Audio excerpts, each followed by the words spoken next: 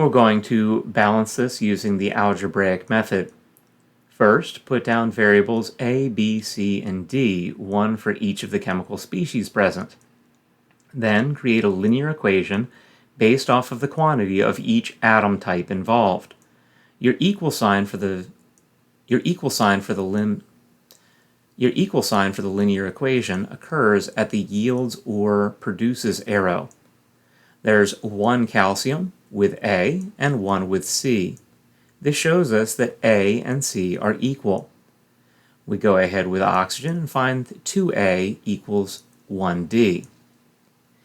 Notice that hydrogen is broken up into two locations because it occurs in two locations. A and B both have some H. But on the product side, only D has H. You're then going to choose one of your variables and set it equal to 1. The variable that you choose should typically have the highest coefficient associated with it and tell you the most about the other variables. A equals C. A was selected to be equal to 1, and that allowed us to quickly solve for D, telling us that D equals 2. We can then go ahead and solve for B using one of the linear equations.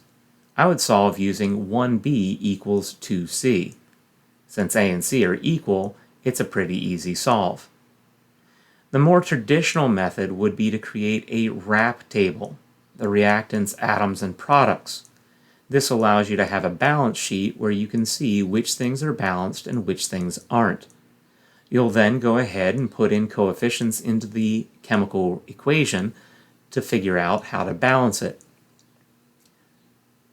This can be a trial and error method, a seesaw, teeter-totter, back and forth sort of method, and can cause issues. You'll notice that as I solve, I put a question mark next to the calcium chloride, because I'm assuming that it's 1. Another method to balance would be to break up the water into hydrogen hydroxide. So long as a polyatomic ion does not break down, you can go ahead and do this. It is dangerous and should be taken into consideration with caution. Otherwise, selecting each atom type is the way to go. Once you do this, you can try to balance it, but notice hydrogen and hydroxide both have H. Oftentimes, students get these conflated and confused and make mistakes. Here I'm going to show that the linear equation and the RAP table are virtually the same.